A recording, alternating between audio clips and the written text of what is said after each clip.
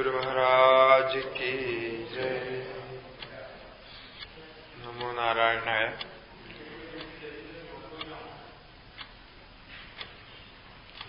साधना पंचक में सत्संग से वाक्य श्रवण तक जो जो साधन है जिसको कहा गया, सत्संग के बाद जब जिज्ञासा तीव्र हो जाती है तो गुरु के सान्निध्य में जाके ब्रह्मैकाक्षरमर्थ्यताम् श्रुति शिरो वाक्यम समाकर्ण्यता, एक ब्रह्म के संबंध में प्रश्न करें और जो वाक्य गुरु उपदेश देता उसको सुने। वाक्यम समाकर्ण्यता, जो मन लगा के सुनेगा, जो सुना उसको स्वीकार करने की इच्छा होगी, जिज्ञासा होगी, तब अपने आप मन उसका अर्थ खोजने लगता है कि जो हमने सुना इसका तात्पर्य क्या, गुरुजी ने जो कहा उसका तात्पर्य क्या है। हमारे यहां जो साधन कहा गया है, साधन के प्रथम चरण में श्रद्धा से ही प्राप्त करने को कहा है। जब आप गुरु से श्रवण करेंगे तो श्रद्धा से श्रवण करेंगे। श्रद्धस्व सौम्या, कि प्रिय शिष्य को गुरु कहते हैं कि श्रद्धा करो, विश्वास करो। तो प्रारंभ में श्रद्धा चाहिए, श्रद्धा से आप श्रवण करेंगे, किंतु श्रवण करने के बाद जब स्वयं उस अर्थ को, श्रवण किया हुआ शब्द का अर्थ को जानने के प्रयास करते हैं, स्वीकार करने के प्रयास करते हैं, तब वहां मनन को कहा गया है। मनन का अर्थ है युक्ति अयुक्ति का विचार। ये कैसे होगा, ये कैसे होगा, ऐसे विचार करना। तो कल तक जो साधन, श्रवण के पहले तक जितने साधन बताए वो ब्रह्मचर्य अवस्था में और गार्हस्थ्य अवस्था में जितने हैं वो सब हुए। क्योंकि जिज्ञासु जहां भी हो वो जिज्ञासु ही होता है। तो उसके अभी आगे का जो साधन अभी बताने जा रहे हैं 3 श्लोकों में, ये संन्यास अवस्था में कर्तव्य साधनों को बता रहे हैं। इससे क्या होगा कि सन्यासी के लिए जो कर्तव्य है उसको तो अवश्य करना चाहिए। कर्तव्य का अर्थ ही होता है जो अवश्य करने योग्य, जिसको छोड़ना नहीं। और जो सन्यासी नहीं हुए, अभी गृहस्थ में, वानप्रस्थ में है, ब्रह्मचर्य आश्रम में है, वो इस आगे कहने वाले साधनों का क्या तात्पर्य है उसको समझना है। और जब अवसर आएगा इन साधनों का अपनाने का प्रयास करना है। क्योंकि आगे भिक्षाटन आदि साधन को कहेंगे। गृहस्थ के लिए भिक्षाटन विहित नहीं है। ब्रह्मचारी, वानप्रस्थी, सन्यासी तीनों के लिए भिक्षाटन विहित है, किंतु उनमें भी अंतर है। मुख्य भिक्षाटन तो सन्यासी को ही होता है, इसलिए इतना यहां अंदर है। वेदो नित्यम अधीयताम तदुद कर्मस्व निष्ठीयताम इत्यादि स्पष्ट रूप से गृहस्थों को उद्देश्य करके ही कहा था। अब उनमें से जो जिज्ञासु होके वैराग्य होके निकल गया, उसके लिए आगे का साधन विचारो। तो जो श्रवण हुआ, श्रवण का तात्पर्य स्वयं समझने का जब प्रयास करेगा तो स्वाभाविक रूप से मनन होगा। श्रवण किया हुआ ठीक है, सुन लिया, हम समझ लिया, जो कह रहे हैं वो सो ठीक है, इसमें कोई संशय नहीं। ऐसा स्वीकार करने का यहां तात्पर्य नहीं। ऐसा स्वीकार करने से केवल श्रद्धा मात्र रह जाती है, जो कह रहा है ठीक है। वो सुनते सुनते कथा जैसी याद हो जाती है, सब कुछ हमको याद है, वेदांत में जितने कुछ कहे हैं सब याद है, किंतु उसको अपनाने के लिए स्वयं मनन करना पड़ता है। वो कोई भी अवस्था में, सन्यासी हो, गृहस्थ हो, कोई भी हो, अर्थ ठीक समझने के लिए मनन करना पड़ता है। कई बार आगे पीछे का श्रुति का अर्थ समझ के मनन करेंगे तभी वो हमारे अंदर बैठता है, वो अपना होता है, तब तक अपना नहीं होता है। तो कथा सुनना अलग है, उसको स्वीकार करके अपनाना अलग है। तो तत्वमसि आदि वाक्य का उपदेश गुरुजी ने दिया। श्रुति शिरो वाक्यम समाकर्ण्यता, श्रवण के द्वारा उसको प्राप्त हुआ। अब तत्वमसि आदि वाक्य को श्रवण करने के बाद उस शिष्य के मन में संशय होता है कि मैं कैसे वो आत्मा हूं, मैं कैसे वो ब्रह्म हूं, परमात्मा में कैसे हूं। तो इस प्रकार वाक्यार्थ का विचार होगा, तात्पर्य समझने का प्रयास करें, तो उसको मनन की आवश्यकता होगी। उस स्थिति में यहां श्लोक कह रहे हैं, वाक्यार्थश्च विचार्यताम् श्रुतिशिर पक्षसमाश्रीयताम् दुस्तर्कात् सुविरम्यताम् श्रुतिमत तर्कोऽनुसन्धीयताम् ब्रह्मास्मीति विभाव्यतामहरहर गर्वपरित्यज्यताम् देहेऽहम् अधिरुध्यताम् बुधजनैर्वादसमुत्सृज्यताम्।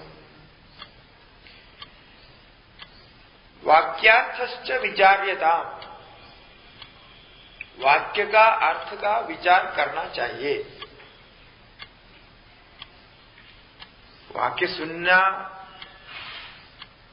पहले वाक्य सुनने से उन शब्दों का सामान्य अर्थ समझना कि तद शब्द से क्या ले रहा है, त्वम शब्द से क्या ले रहा है, अस्सी पद से क्या ले रहा है, अहम मन क्या है, ब्रह्म मन क्या है, ये सब पद है। इन पदों का विचार करना है पहले, पदार्थ ज्ञान, क्योंकि पदार्थ ज्ञान होने के बाद ही वाक्यार्थ ज्ञान होता है। किसी को कहा पानी लाओ, पानी लाओ वाक्य प्रयोग किया, जो पानी शब्द का अर्थ नहीं जानता है, लाओ एक क्रिया का अर्थ नहीं जानता है, तो क्या करेगा, कैसे पानी लाएगा, नहीं ला सकता। सामान्य व्यवहार में भी हम देखते हैं कि पद सुनने के बाद पदार्थों का ज्ञान होना चाहिए। जो ज्ञान जिसको होता है वही आगे विचार कर पाता है। कि पानी लाने के लिए कहा तो अभी कौन सा पानी लाना है, कहां से लाना है, किसमें लाना है, कितना लाना है, ये सब विचार वो शब्दार्थ जानने वाले के लिए ही होता है, दूसरे के लिए नहीं होता। इसलिए वेदांत श्रवण किया तो तत्वमसि वाक्य का अर्थ बताया गुरुजी ने, तत् मन वह त्वम मन तो असि मन हो, तुम वही हो, ऐसा कहा, तुम वो तत्व हो। तो हिंदी में अर्थ हो गया। अब हिंदी में अर्थ सुनने पर भी समझ में नहीं आता। वह मैं हूं ऐसा गुरुजी ने कहा। जब वह तुम हो करके जब सुनाएंगे तो वो क्या समझेगा कि मैं वह हूं, ऐसा समझेगा।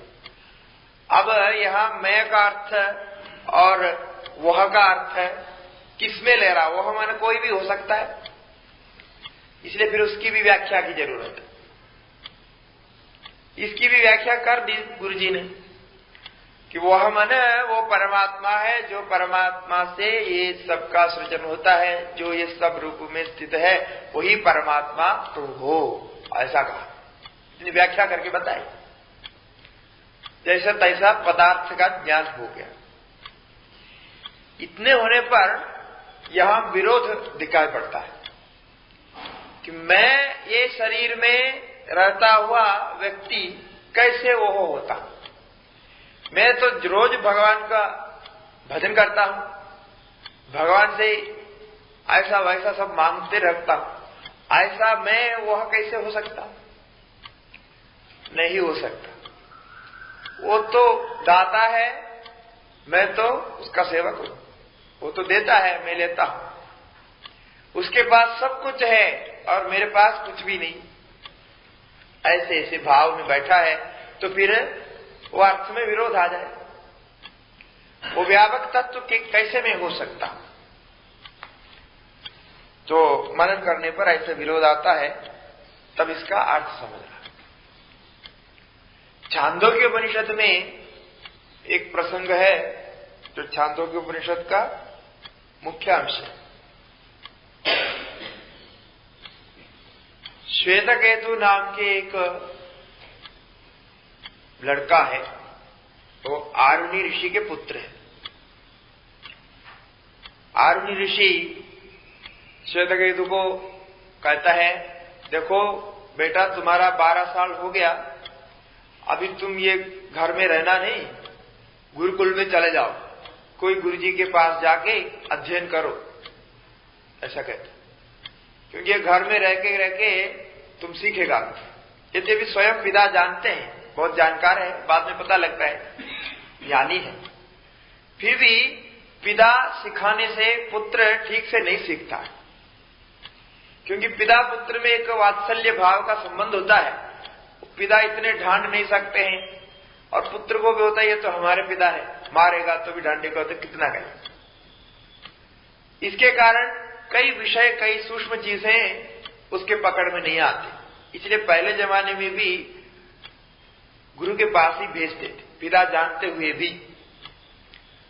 तो गुरु के पास गया 12 साल में, 12 साल वहां अध्ययन किया, 24 साल हो गया, 24 वर्ष पूरा हो गया, वापस घर आया। अनुजानमानी स्तब्ध ए आया, बड़ा घमंडी होकर के मैं 12 साल अध्ययन करके आया हूं, वो बहुत अच्छा अध्ययन किया हूं, ऐसे बहुत घमंड भाव से अनुजानमानी स्तब्ध, खंबे जैसा खड़ा रहने वाला। स्तब्ध का अर्थ होता है खंबा जैसा खड़ा रहता है, विनय है ही नहीं, वो झुकता नहीं, ऐसा खड़ा रहता है। हाँ, ऐसे भाव से बहुत घमंड से आया। इसका हालचाल देखते ही पिता को मालूम हो गया, ये इसको जो अध्ययन करने के लिए हमने भेजा वो ठीक अध्ययन नहीं किया। ऐसा ठीक अध्ययन किया होता तो इस प्रकार ये स्तब्ध खंबे जैसे खड़ा नहीं रहता। इसका विनय भाव आता मन में, विनय भाव नहीं आया। क्योंकि विद्या तदादि विनयम ऐसा कहा है, विनय भाव तो दिखना ही चाहिए ज्ञान होने के बाद। तो इसका ज्ञान में कुछ गड़बड़ी है, कुछ कमी है। तो आते ही पिता उसको पूछता है कि तम आदेशम अप्राच्य, तुमने गुरुजी से उस उपदेश को पूछा, उस विद्या को प्राप्त किया, क्या विद्या है वो? बोला कि जिस विद्या को प्राप्त करने के बाद यहां सब कुछ जाना हुआ हो जाता है, अनजाना हुआ कुछ नहीं रहता। जो ज्ञान अभी प्राप्त नहीं कर सकते उसका भी ज्ञान होता है, समस्त ज्ञान प्राप्त होता है। इसमें जिसके ज्ञान प्राप्त होने से सब ज्ञान प्राप्त होता है। ऐसी एक विद्या है, वो एक ही विद्या को प्राप्त किया तो सब कुछ हो जाता है। अब इसमें श्वेतकेतु ने ये वाक्य सुना तो श्वेतकेतु को बड़ा आश्चर्य लगा कि हमने तो इतना अध्ययन करके आए, लेकिन गुरुजी कभी ऐसे नहीं बताए। एक को जानने से सबका ज्ञान होने वाले ऐसी कोई विद्या तो गुरुजी नहीं बताए। किंतु वो वापस गुरुकुल में नहीं जाना चाहते थे, अब क्योंकि वहां बहुत तकलीफ होता है, सेवा करनी पड़ती है। इसलिए वो उत्तर देता है कि ऐसा है, मैं तो गुरुजी को बहुत सेवा करके वहां रहा हूं, शायद ये जो बात आप कह रहे हैं ये बात हमारे गुरुजी नहीं जानते थे। यदि जानते होते तो हमको क्यों नहीं बताते, हमने तो 12 साल उनके साथ में था, सेवा की। इसका मतलब वो नहीं जानते थे। तो भाष्यकार यहां लिखते हैं ये श्वेतकेतु तो बड़ा गलत कह दिया, अपने गुरु को ऐसा अज्ञानी कह के गुरु नहीं जानते हैं कहना ठीक नहीं होता, अनादर होता है। गुरु की निंदा भी कहीं से सुनना नहीं है, ऐसा शास्त्र में कहा। कोई गुरु की निंदा करता है तो वहीं से हट जाना चाहिए, और स्वयं निंदा करने की बात तो बहुत दूर की। तो उन्होंने एक प्रकार के अनादर दिखाए कि हमारे गुरुजी नहीं जानते। तब भाष्यकार कहते हैं कि इसका यही उत्तर हो सकता है कि ये श्वेतकेतु वापस गुरुकुल नहीं जाना चाहते। यदि ऐसा कहेंगे मैं पूछना भूल गया, अभी और जाके पूछेंगे ऐसे सोचेंगे तो पिता कहेगा तुम वापस चले जाओ, फिर जाके गुरुजी को पूछो और वो विद्या भी सीखे आओ, ऐसा करके वापस भेज सकता है। तो वापस नहीं जाना चाहते हैं, इसलिए उन्होंने घुमा फिरा करके ये बोल दिया कि शायद गुरुजी नहीं जानते। इसलिए आप ही कहिए, आप तो जानते होंगे तो आप कहिए करके पिताजी को कहता है। पिताजी भी समझ लिए कि ये अभी वापस नहीं जाना चाहता है, कि हम ही सिखाएंगे।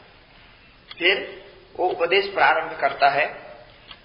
उस उपदेश के अंतिम भाग में ये तत्वमसि वाक्य आता है। पिता उसको ये कहता है, देखो तुम्हारा जो स्वरूप है वही वो ज्ञान है, जिसको जानने से सब कुछ होता है। सदैव सौम्या इदमग्र आसीद एकमेवा द्वितीयम, वहीं से उपदेश शुरू होता है। सद एक आत्मा ही था और कुछ भी नहीं था, वो अकेला ही था, द्वितीय कोई भी नहीं था। उस सदात्मा से तेज उत्पन्न हुआ, अग्नि उत्पन्न हुई, और अग्नि से जल उत्पन्न हुआ, जल से पृथ्वी उत्पन्न हुई, और पृथ्वी से सारे पंचभूत उत्पन्न हुए। इस प्रकार मूल कारण वो सद ही है, तो एक ही सद सर्वत्र व्याप्त है। जैसा एकेन मृत्पिंडेन, एक मिट्टी को जान लेने से मिट्टी से बने हुए सारे पात्रों को आप जान सकते हैं। एक सुवर्ण सोना को जान लेने से सारे सुवर्ण से बने हुए आभूषणों को जान सकते हैं, क्योंकि उससे अलग नहीं है। वो सुवर्णत्वेन एक है, मृत्तिकात्वेन एक है। इसी प्रकार सत्वेन सद रूप से ये तेज, जल, पृथ्वी और ये जितने बने हुए सब भूत एक ही है, ऐसा उन्होंने उपदेश दिया। तो सद को जान लेने से सबका ज्ञान हो जाएगा, क्योंकि सद ही सबका मूल है। फिर कहा अन्नेन शुंकेन आबो मूलम अन्निश्च, कि पृथ्वी को जल में लय करो, जल को तेज में लय करो, और तेज को सदात्मा में लय करो। एक कारण को जानने से सब कार्य का ज्ञान हो जाता है। वैसा ही ये विद्या है, ये समझाया। अब ये सद को जाने कैसे, सद कहां प्राप्त होगा? तब अष्टम खंड में कहता है, स्वप्नांतम में सौम्या विजानी ही स्वम ही अपीदो भवति स्वपिदीत्याचक्षते सदा सौम्या तदा संपन्नो भवति। ये सद को तुम स्वयं स्वप्नांत सुषुप्ति में प्राप्त कर सकते हो। सद तुम्हारे अंदर ही है, जो सद सबका कारण है वो तुम्हारे अंदर है। कहां, कब मिलता है वो? स्वप्नांतम में, स्वप्नांत में मिलता है। स्वप्न का समाप्त हो जाना वो सुषुप्ति है, सुषुप्ति में वो प्राप्त होता है वो सदा। क्यों ऐसा है? क्योंकि सदा सौम्या तदा संपन्नो भवति। तुम सुषुप्ति अवस्था में उस सदात्मा के साथ ही एक हो जाते हो। सुषुप्ति में जो जिसमें तुम स्थित रहते हो वो सदात्मा ही है, जो एकमेवाद्वितीय सबका कारण है। इसलिए उसको जानो, उसको जानने से सबका ज्ञान हो जाएगा, ऐसा कहा। इतने कहने से वो सुन करके चला गया श्वेतकेतु। जाके विचार किया, मनन किया, ये कैसे मैं वहां जाने से सत में लीन होता है, सत में लीन होने पर फिर मैं कैसे रहता हूं, फिर उठने के बाद मैं कैसे होता हूं, कि जो मैं सोया हूं वही उठ के आ रहा हूं, तो इसमें कुछ कमी है। क्योंकि उसको यदि मैं वहां प्राप्त कर रहा हूं, फिर मैं क्यों उसको छोड़ रहा हूं? अथवा मैं वहां उसको प्राप्त करता हुआ क्यों नहीं जान रहा हूं कि मैं सदात्मा को प्राप्त किया, इतने बड़े तत्व को प्राप्त किया हूं, ऐसा क्यों नहीं जान रहा? ये मनन किया तो शंका हो गई उसको। बीच में कुछ कालांतर है, भाष्य में वहां कहते हैं, वो सुन करके चला गया, कुछ समय मनन करके विचार करके फिर वापस आके पिताजी को पूछा कि आपने जो बताया ठीक है, एतद अणिमा ऐतदात्म्यमिदगुम सर्वम तत्सत्यम सा आत्मा तत्त्वमसि श्वेतकेतु, वही आत्मा तुम हो, वो बहुत सूक्ष्म तत्व है, अणिमा है, और ये सदात्मा से ही सब कुछ व्याप्त है, ये आपने तो कहा है, किंतु उसमें मुझे अभी संशय बाकी है, ठीक समझ में नहीं आ रहा। संशय क्या है कि आत्मा को सुषुप्ति में प्राप्त करता हुआ सब लोग वो जानता क्यों नहीं, यह संशय है उसका। तब जो है आरुणी पिता स्वयं गुरु है, अभी उपदेश देता है, देखो यह एक दृष्टांत देता हूं, अब बच्चा है तो दृष्टांत के द्वारा धीरे धीरे समझाए। बोला कि जैसा मधुमक्खियां होते, मधुमक्खियां अनेक फूलों से मधु को एकत्रित करके अपने घोंसले में एकत्रित करते। अनेक फूलों से लिया हुआ मधु का स्वाद अलग अलग होता है, किंतु जब आप मधु को निकालेंगे उसमें अलग अलग फूलों का स्वाद नहीं आएगा, एक मधु का एक ही स्वाद रहता है। यद्यपि वो एक फूल से लिया हुआ नहीं, अनेक फूलों से, अनेक प्रकार के फूलों से लिए हुए हैं, एक ही स्वाद वहां मिलता है और पता नहीं लगता, अलग अलग मालूम नहीं पड़ता। इसीलिए इसी प्रकार सब जो प्राणी यहां से चलकर जब सुषुप्ति में जाते हैं, सुषुप्ति में वहां एक हो जाता है, जैसे मधु जैसे एक हो जाता है, वहां कोई भेद नहीं रहता, मैं मनुष्य हूं, मैं शेर हूं, मैं मच्छर हूं, ऐसा कोई भेद नहीं रहता। यथा सिंहो वा वराको वा कीड़ो वा पतंगो वा दंशो वा मशको वा यद्यद् भवन्ति तथा भवन्ति।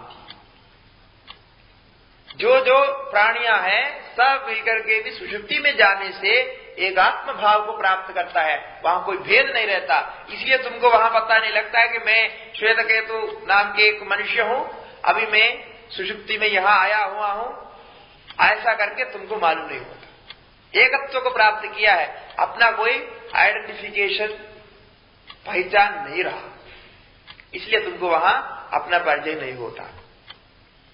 ठीक है, वो मान लिया, चला गया, फिर मनन किया, देखो ये बात तो ठीक है, जहां हम जाते हैं सबका पहचान चला जाता है तो हो जाता है, किंतु वहां हम आत्मा के साथ तो एक हो गए थे, सदात्मा के साथ एक हो गए तो सदात्मा ही बन गए थे, एक हो गया, तो फिर वहां से निकल के जब बाहर आते हैं जागृत अवस्था में, हमको ज्ञान क्यों नहीं होता है? हम तो कल परमात्मा में गए थे, परमात्मा से बाहर आ रहे हैं, ऐसा ज्ञान तो किसी को नहीं होता है, तो उठ करके पहले जैसा काम करता है।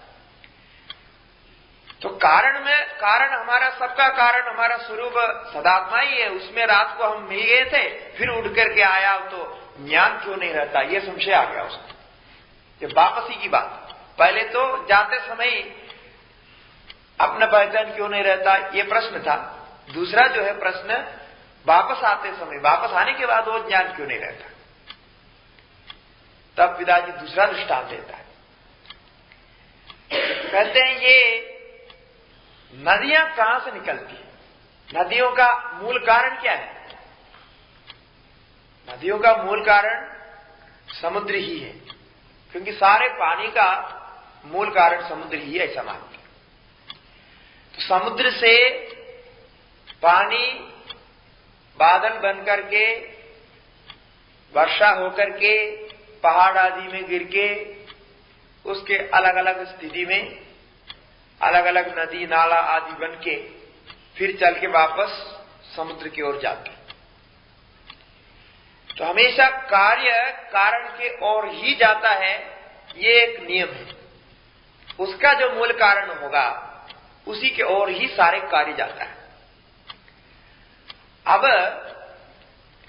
ये जो नदियां समुद्र से निकल करके ऐसे आई है और वापस समुद्र की ओर जा रही है, किंतु नदियां ये नहीं जानती है कि हम समुद्र से निकल के आए हैं, अथवा नदियों को देखने वाले हम भी नहीं जानते हैं कि ये समुद्र से आए हुए हैं।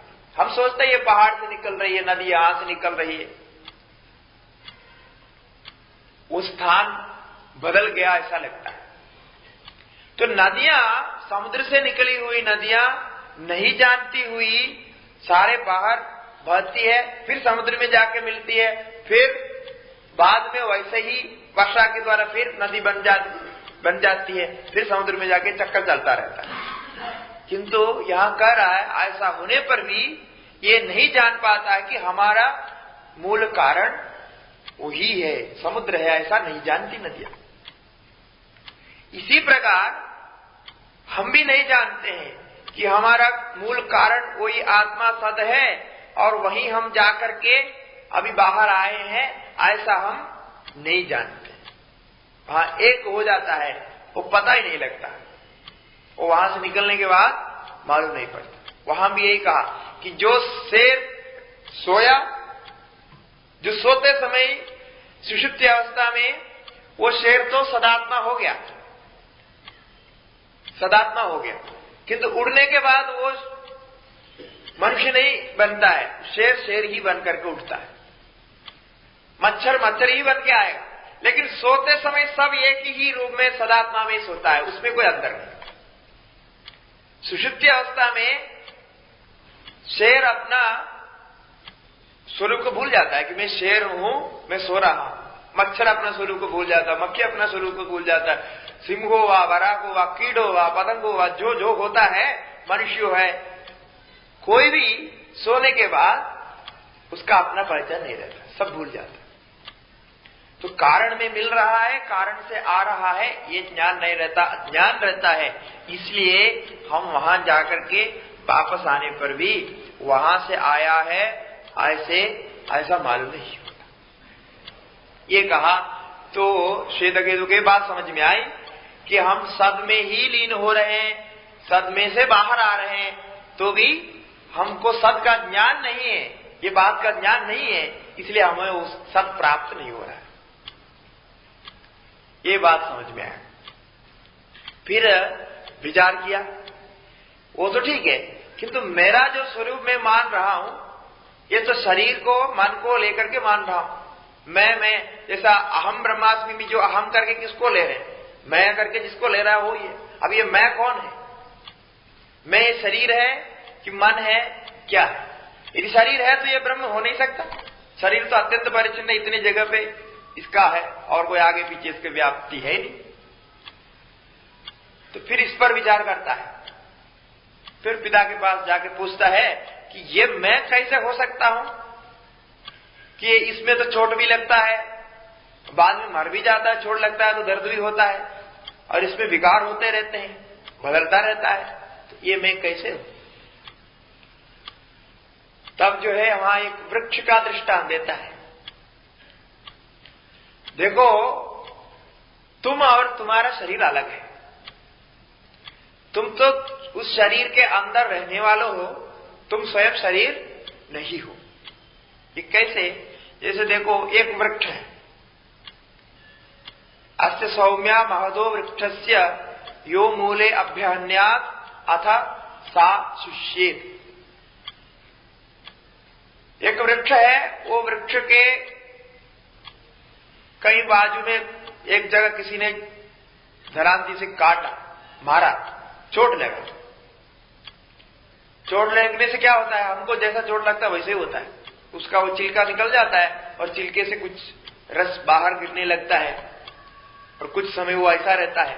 बाद में वो चोट अपने आप क्योर हो जाता है, फिर वैसा हमारा जैसा चोट ठीक होता है वैसे ठीक होता है।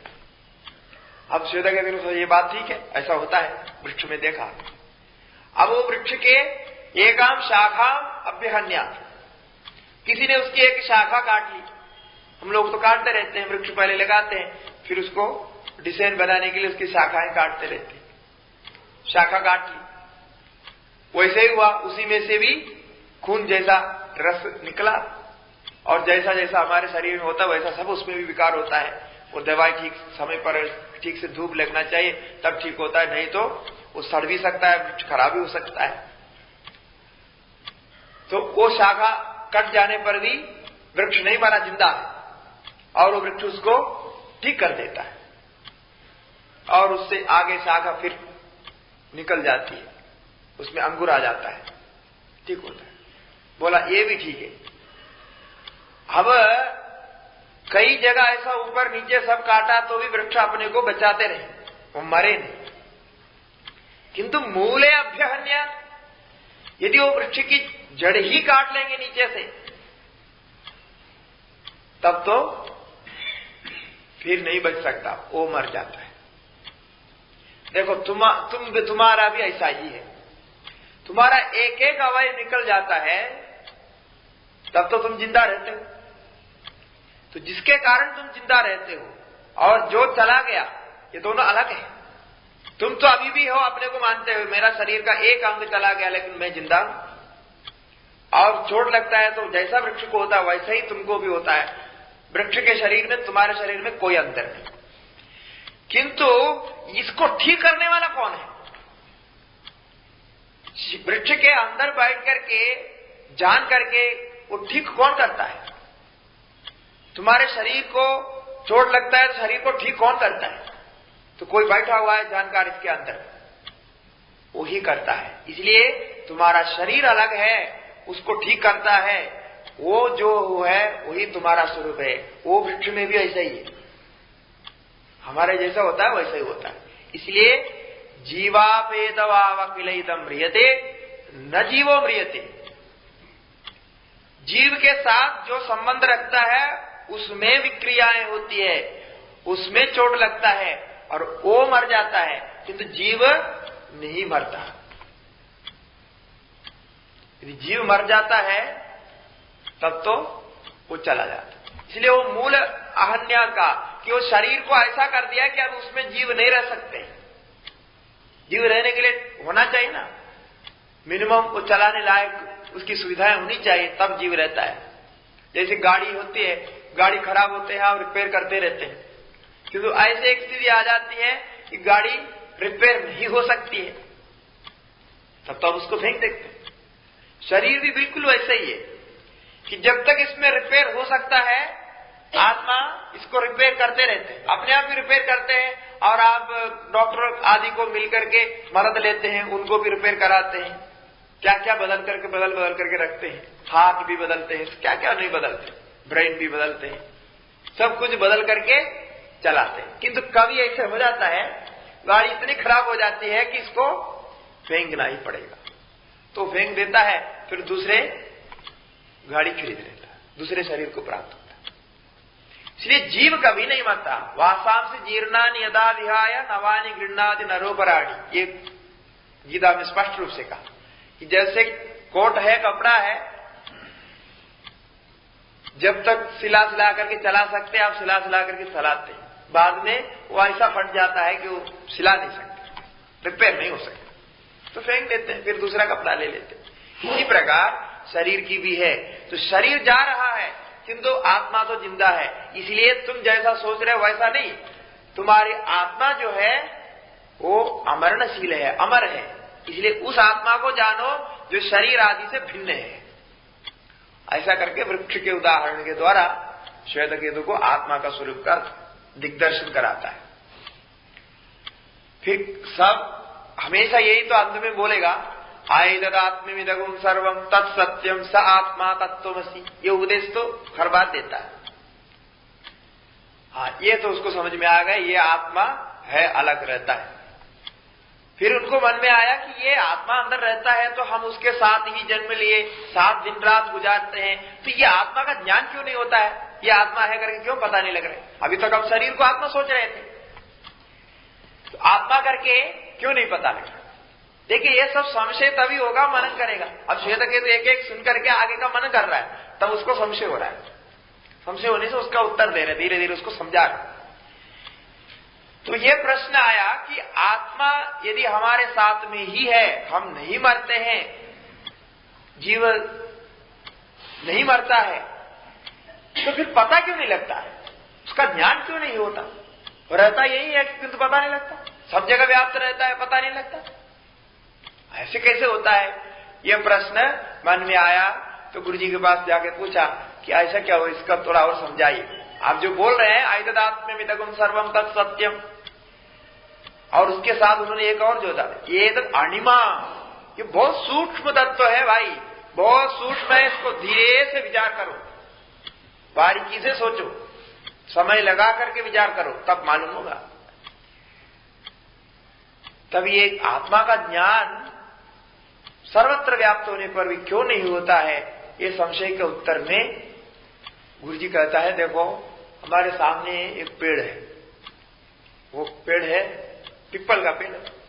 पीपल का पेड़ का जो फल होता है वो आप लोग देखे होंगे, इतने दाने जैसे होता है। वो जैसे अंगूर होते हैं, ग्रेप्स होता है, ग्रेप्स के दाने से भी छोटा होता है उसका एक फल। बोला कि नग्रोध फलम अध आहर, देखो जाके एक पीपल का फल लाओ। वो लाया, उसको बोला भिंडी, उसको फाड़ो। उसने फाड़ा उसको, पूछा किम तत्र पश्यसि, क्या देख रहे हो उसके अंदर? जब फल पाड़ा तो उसमें छोटे छोटे दाने दिखाई देते हैं, बहुत छोटे छोटे दाने रहते हैं वो पीपल के फल के अंदर। बोला कि अन्न है व दाना है, बहुत छोटे छोटे दाना दिखाई दे रहे हैं, ऐसा बोला। उनमें से एक दाना निकालो। उसने उसमें से दाना निकाला, फिर कहा भिंडी, उसको फिर फाड़ो। तो बोला भिन्नम भगवा, मैंने फाड़ दिया। अभी वो दाने के अंदर क्या रखे कि मैं तत्र पश्यसि, क्या देख रहे हो उसमें? कि अभी ना कुछ भी नहीं दिखाई दे रहे। तो इतने छोटे दाना है वो, बहुत मतलब हमारे राई के समान रहता है, बहुत छोटा। फिर उसको फाड़ा तो उसको अंदर क्या दिखाई दे रहा? कुछ नहीं दिखाई दे रहा। कुछ नहीं दिखाई दे रहे, कुछ नहीं दिखाई दे रहे। हाँ देखो, तुमको जिसमें कुछ नहीं दिखाई दे रहा है, वही अणु छोटे दाने से इतना बड़ा ये नग्रोध फल खड़ा है। वो अंदर कुछ नहीं दिखाई दे रहे ना, वो बिल्कुल ना के बराबर है। ऐसे चीज से इतना बड़ा निग्रोध फल खड़ा है। इसलिए सौम्या श्रद्धस्व, इस पर विचार करो, श्रद्धा करो कि कैसा होता है। अभी तो आप ये नहीं कह सकते हैं कि ये दाने से ये वृक्ष नहीं हुआ, ये तो नहीं कह सकते। और दाने में देखेंगे तो वहां वृक्ष का न जड़ दिखाई दे रहे, न धड़ दिखाई दे रहे, न पत्ते दिखाई दे रहे, न शाखाएं दिखाई दे रही है, न कुछ भी वहां दिखाई नहीं दे रहे, कुछ नहीं दिखाई पड़ता। और ये पीपल का पेड़ इतना बड़ा होता है, विशाल, कई एकड़ तक वो फैलते हैं, ऐसे बड़े होता है। अब इतने छोटे दाने से इतना बड़ा पीपल का पेड़ हो सकता है, और जो छोटे दाने में तुमको कुछ भी दिखाई नहीं दे रहा है, उससे सब कुछ यदि बन सकता है, तो बोला ये समझो, बाकी तो तुम समझो, सोचो। इसलिए ये सूक्ष्म है, अणु है, उससे भी ये सब कुछ हो सकता है। बड़े वृक्ष बनने के लिए बड़ा जो है उसका बीज होना कोई जरूरी नहीं। अणु से अणु बीज से भी इतना बड़ा वृक्ष बन सकता है। वही वैसा ही आत्मा है। आत्मा अणु है, ये तो अणिमा बहुत सूक्ष्म है, उसको समझो, वो दिखाई नहीं पड़ेगा, लेकिन उसी से सब कुछ होता है। दिखाई नहीं पड़ता, ये तुम्हारी परेशानी है, समझ में नहीं आता है, तुम्हारी परेशानी है, लेकिन होता उसी से ही सब कुछ है। वो अंदर बैठा हुआ है, सर्वत्र व्यापक, दिखाई नहीं पड़ता, किंतु उससे ही सब कुछ होता है। ये दृष्टि बनाओ, इसको समझो, क्योंकि दृष्टि में ही सब कुछ है, जैसा तुम समझ रहे हो वैसा नहीं है, इसको ज्ञान प्राप्त करो, ये कहा। हाँ ठीक है, फिर तो वो तो समझ लिया, इतना वो अणु है, जैसे अणु अणु करके आप बोल रहे हो, वो के बात समझ लिए, किंतु यहां सर्वत्र व्यापक कैसा रहता है? सर्वत्र व्याप्त रहता है तो वो भी तो पता लगाना चाहिए ना, कैसे व्याप्त रहता है। व्याप्त रहता है तो कैसे प्राप्त होगा? जैसे अभी यहां वायु है सर्वत्र, ऐसा कोई नहीं कहेगा यहां वायु नहीं है, किंतु वायु प्राप्त कैसे होगा? वायु दिखाई नहीं पड़ रहा है, ऐसा कोई पूछे तो क्या उत्तर दें? वायु का दर्शन नहीं हो रहा, सर्वत्र वायु है, दिखाई नहीं पड़ता। ऐसे ही श्वेतकेतु ने कहा कि आप सर्वत्र व्याप्त की बात करते, आत्मा सर्वत्र व्याप्त है, तो कैसे व्याप्त है, क्यों दिखाई नहीं क्यों नहीं पड़ता? वो पकड़ने क्यों नहीं आता, दर्शन क्यों नहीं देते? तब कहा वो भी समझाते हैं, ऐसा करो, एक नमक का ढेला ला, नमक का ढेला, बोला ये बर्तन में पानी लाओ, बर्तन में पानी लाए, फिर बोला ये नमक को उस बर्तन वो पानी में मिला दो, पूरा मिला।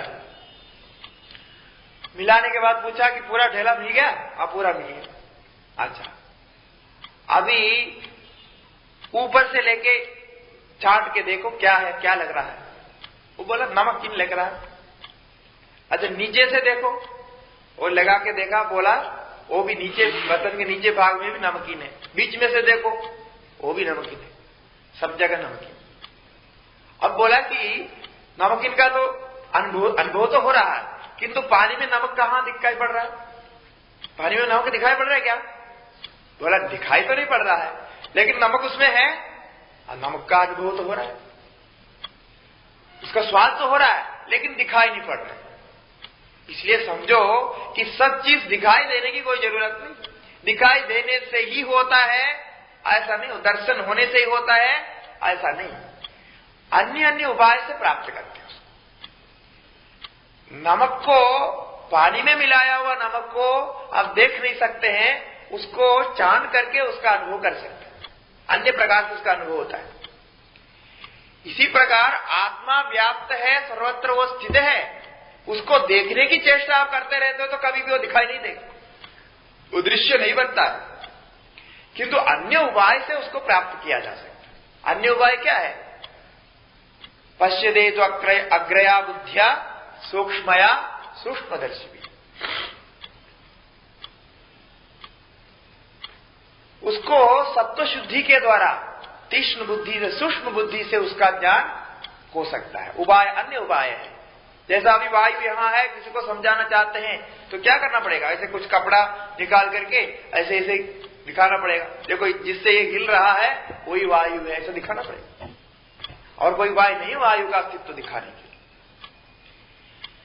आत्मा सर्वत्र व्याप्त है, सब में स्थित है, और उसका अनुभव हम कर रहे हैं, उसको छोड़ करके किसी का अनुभव नहीं कर सकते हैं, उसके आश्रित में ही सबका अनुभव हो रहा है, उसको हम देख भी रहे हैं, सूंघ भी रहे हैं, अनुभव भी कर रहे हैं, लेकिन हमको पता नहीं। ऐसा होता है क्योंकि उसको पता लगने के लिए जो उपाय हमको चाहिए वो उपाय हमने प्राप्त किया नहीं, ये विशेष उपाय से प्राप्त होता है। ऐसा समझाया, फिर वाक्यार्थ के बाद फिर विचार कर रहा हो, ये तदानिमा आत्म्यमिदगुम सर्वम तत् सत्यम, वो उपदेश तो बार बार बोलता रहा, क्योंकि गुरु जी को मालूम है ये और मनन करेगा और मनन करेगा, और जब तक इसको पूरा ज्ञान नहीं होगा, इसका संशय निवृत्ति नहीं होगा, तब तक उपदेश देता रहना है, ये गुरु जी का कर्तव्य है। इसलिए फिर उसी वाक्यों का ही फिर दोहराता है, फिर वो चला जाता है उस वाक्य सुन करके मनन करता है। मनन करने के बाद तो बाकी सब बात समझ में आए, सर्वत्र व्याप्त रहने पर भी विशेष उपाय से प्राप्त होता है, देखने पर भी, मैंने प्राप्त रहने पर भी अप्राप्त जैसा रहता है, सब बातें उसको समझ में आई, बहुत सूक्ष्म तत्व है ये। किंतु फिर भी उसको ये समझ में नहीं आएगी कि मुझे ज्ञान क्यों नहीं हो रहा, मुझे ज्ञान होने के लिए अभी मुझे क्या करना चाहिए। इतने बुद्धि में स्थिर होने पर भी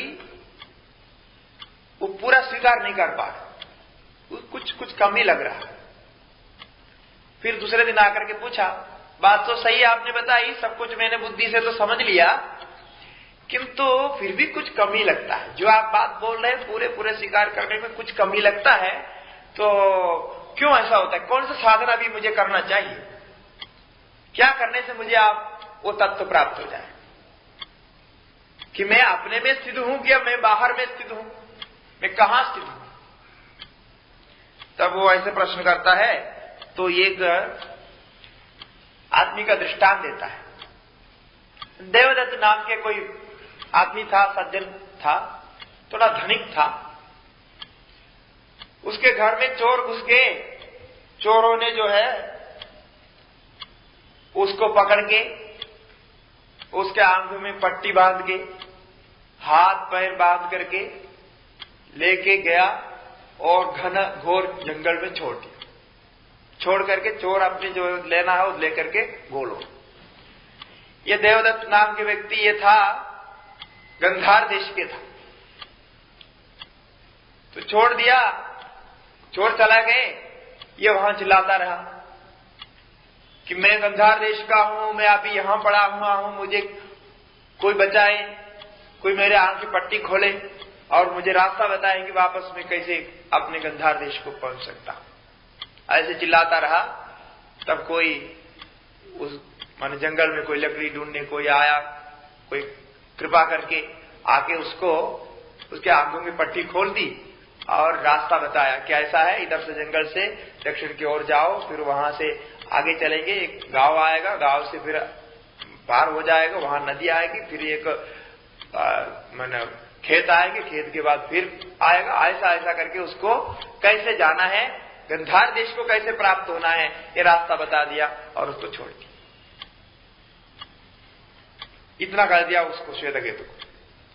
अब वो समझ लिए कि ये गुरुजी क्या कह रहे हैं कि मैं अभी आंख में पट्टी बांध के बैठा हुआ हूं, इसलिए मुझे दिखाई नहीं दे रहा है। हाँ, कि चोर कौन है? चोर काम क्रोध लोभ मोह आदि हमारे चोर है। ये सब चोरों ने पकड़ के ऐसे जंगल में ढाल दिया और आंख में पट्टी भी बांध दी, हाथ पैर भी बांध दिया, वो आपको छोड़ के रखा है। अभी कोई कृपालु गुरु आएगा, वो आपके आप पट्टी खोलेंगे, हाथ पैर खोलेंगे और रास्ता बताए कि कैसे अपने देश को पहुंचना, अपने आत्मा में कैसे पहुंचना। इसलिए आप अपने घर से अभी बाहर गए हो, अब आत्मा से बाहर विषयों में मन को रखा है। बाहर विषयों से मन को अंदर वापस लाना है। अपने घर के पता पूछ रहे आप। जब आत्मा को आप नहीं जानते, कह रहे हैं कि क्या मतलब है कि अपने घर को मैं नहीं जानता। शराब पीने के बाद आदमी को ऐसा हो जाता है ना, वो कहां उसका घर है पता नहीं लगता, किसी की मदद चाहिए अपने घर में वापस जाने के लिए, बेहोश है।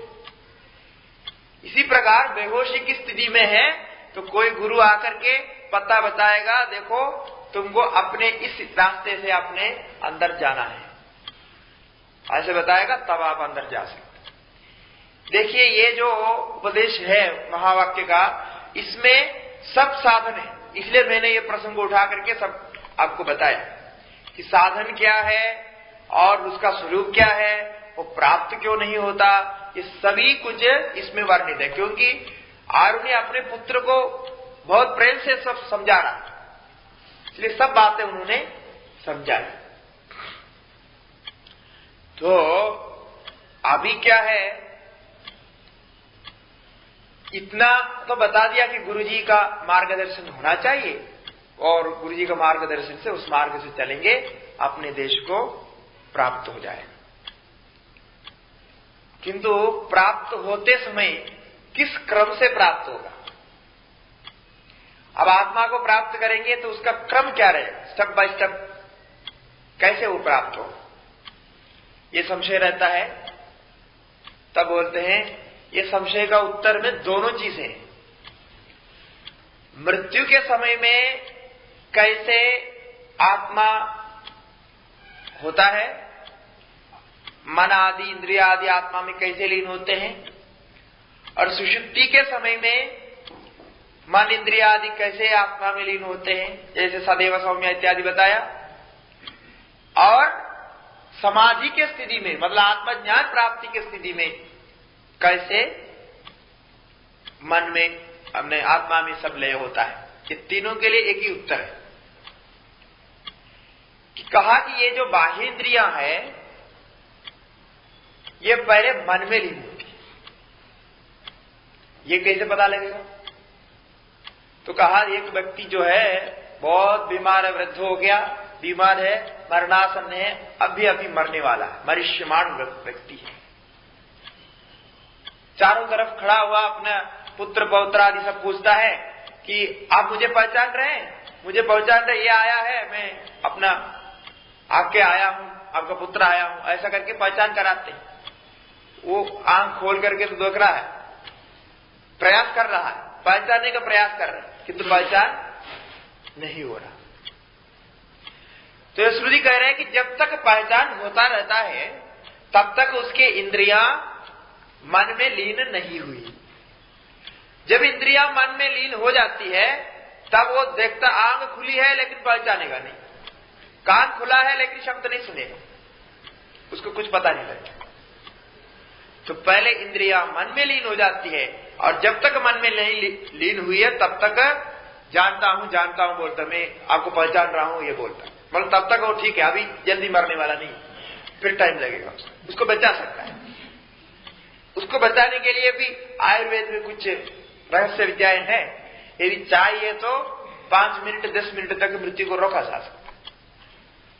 उसके लिए ऐसी कुछ दवाई है, तुरंत दे देते हैं। इस स्थिति में यदि उसका इंद्रियां वहां से निकल गई, मन में चला गया, फिर आगे चला गया, तो नहीं वापस ला सकता। नहीं चला गया, अभी जाने वाला है, कुछ काम कराने का ही होता है ना, दस्तखत वगैरह कराना होता है संपत्ति की मामला होती है, तो अभी पूरा डिबेट नहीं हुआ, आगे तर्क होने की संभावना है, तो उसको बचा के रखने के लिए भी आज इंजेक्शन वगैरह देते हैं आज लोग, और बचा के रखा ऐसा दिखा करके भी दस्तखत करते हैं, ऐसे भी होता है कई केसेस। लेकिन आयुर्वेद में एक विधान है, वो वैद्य आके नाड़ी पकड़ के देखेगा, देखने के बाद उसको मालूम हो जाएगा इसको 10-15 मिनट तक रोका जा सकता है, तब वो दवाई देगी, तुरंत वो दवाई के असर से वो 10 मिनट तक रुका रहेगा, थोड़ा होश में आ सकता है और दस्तखत वगैरह कर सकता है। वो तब तक ही करेगा जब तक ये इंद्रियां काम कर रही होती है। तो इसलिए कहा कि इंद्रियां जब मन में लीन हो नहीं होती तब तक जानता है। पहले इंद्रियां मन में लीन होती है, और मन कहां लीन होता है? प्राण में लीन होता है, और प्राण तेज में लीन होता है, और तेज आत्मा में लीन होता है। तो इसीलिए मन जब प्राण में, मैंने इंद्रियां जब मन में लीन हो जाती है तो इंद्रियां काम नहीं करती, और मन जब प्राण में लीन होता है तो वो पहचानने की कोशिश भी उसके चला जाता है, वो बेहोश स्थिति में हो जाता है, उसको हम बेहोश कहते हैं। अभी उसको उससे कुछ नहीं हो सकता है, कोई विचार नहीं कर सकता है, सब चला गया, वो काम नहीं कर सकता। अभी मन से ये तेज में जब चला जाता है, मैंने मन से जब प्राण में चला जाता है तब तक तो ये पहचान बन जाता है। और प्राण जब तेज में लीन होता है, प्राण जब तेज में लीन होगा तो प्राण की गेंदी दिखाई नहीं पड़ेगी, धीरे से प्राण चल रहा होता है, लेकिन श्वासोच्छ्वास बंद हो जाएगा। उसके पहले आपको दिखाई पड़ेगा वो इरेगुलरली, मतलब क्रम से श्वास नहीं लेगा, आगे पीछे वो खिंचातानी करता हुआ दिखाई पड़ेगा। वो उस समय है कि प्राण जो है तेज में लीन होने जा रहा है, उस समय ऐसे दिखाई पड़ता है।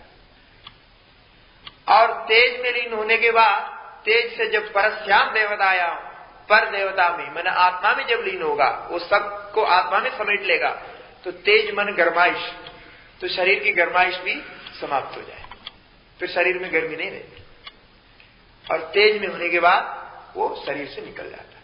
ये क्रम आपको ये छांदोग्य उपनिषद में ही मिलेगा। इस प्रकार वो निकल जाता है।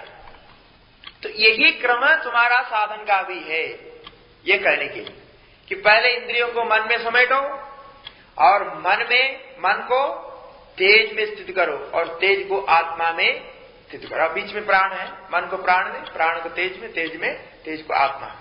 ये समाधि अवस्था में प्राप्त होता है।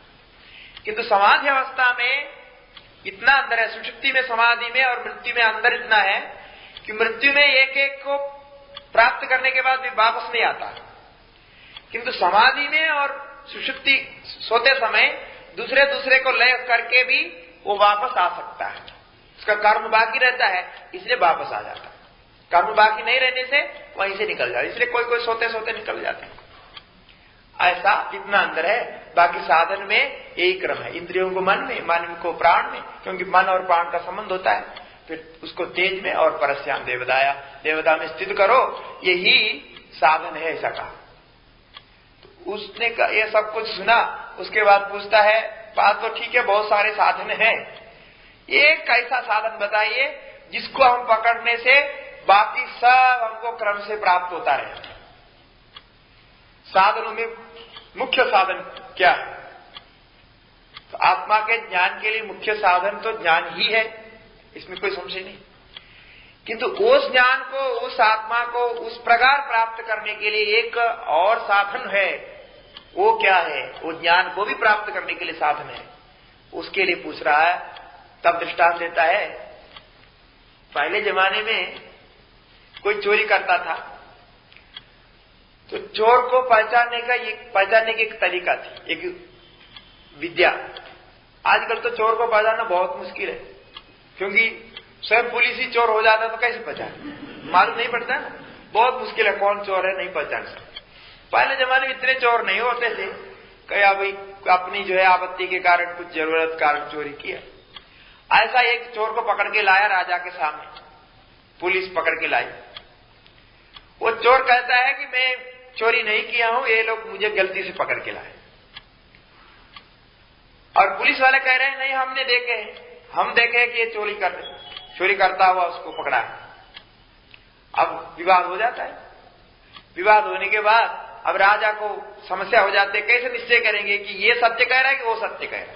सत्य कह रहे, सत्य का निश्चय होना चाहिए। तो उस जमाने में ऐसे एक तरीके से कि कोई लोहे पिंड, कोई कुल्हाड़ी है, जो भी ऐसे लोहा का बना हुआ कोई चीज, उसको आग में खूब गर्म करेंगे। आग में डाल के लोहे गर्म करते हैं, लोहार आदि, वैसा खूब लाल लाल गर्म कराएंगे। गर्म करा के लाएंगे और ये जो जिस पर संशय अदालत चल रही है उसको बोलेंगे तुम उस लोहे को पकड़ो दोनों हाथ से। यदि तुम सत्य बोलता है, चोरी नहीं किया ऐसा करके तुम सत्य बोल रहा है, तो तुम्हारे हाथ नहीं जलेगा, और झूठ बोलता है तो हाथ जलेगा। ये तरीका थी। तो ऐसा ही उस व्यक्ति को लोहे पिंडे से पकड़ाता है तो उसका हाथ नहीं जलता है। यदि हाथ नहीं जलता है तो उसको छोड़ा जाता है, वो ठीक सत्य बोला। हाथ जल जाता है तो उसको सजा दी जाती है। तब वहां पूछते हैं कि ये किसने रक्षा की यहां, कि वो गरम गरम लोहे पिंड को पकड़ा है जोर से, किसने इसकी रक्षा की? तो सत्य ने उसकी रक्षा की। वो सत्य बोलता है तो सत्य आपकी रक्षा करेगी। इसलिए अंत में उपदेश में श्वेतकेतु को यही कहा कि ज्ञान प्राप्त होने के लिए, वाक्यार्थ समझने के लिए जितने कुछ हमने बताया, सबके लिए सत्य ही प्रथम साधन है, क्योंकि सत्य सभी में रक्षा करता है। और सत्य प्राप्त होने के बाद बाकी सब साधन अपने आप आता है।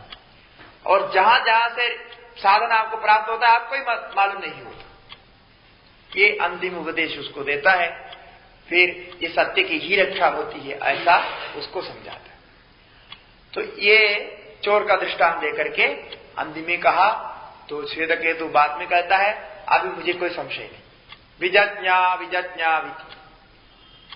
श्वेतकेतु मान लिया, जो बात आप कही मैं समझ लिया, आत्मा ही सब कुछ है। इसके बीच में वो मनन करता रहा।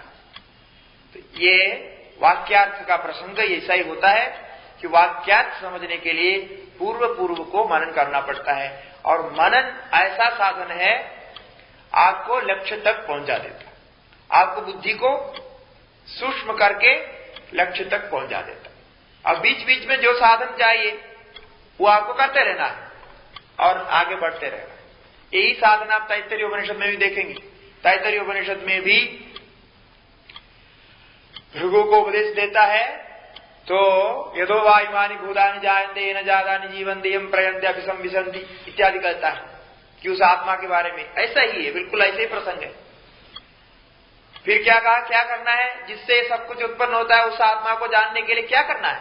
बोला तपस्या करो, तपो ब्रह्मेति।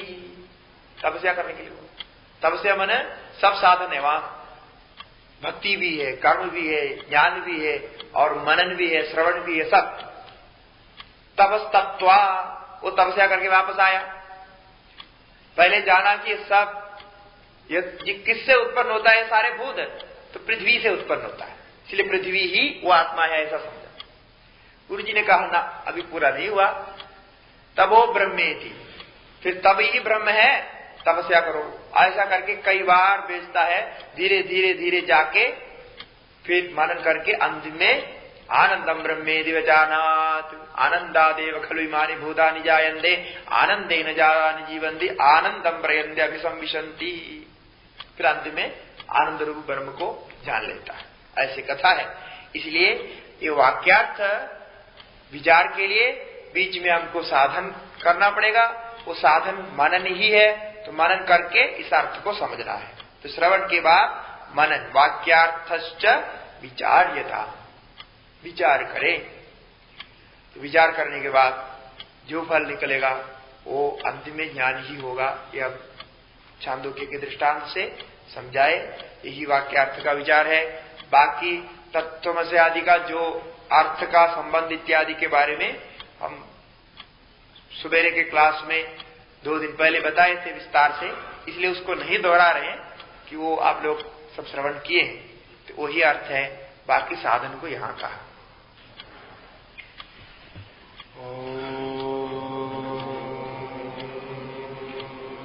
पूर्णमतः पूर्णमिदं पूर्णात् पूर्णमुदच्यते पूर्णस्य पूर्णमादाय पूर्णमेवा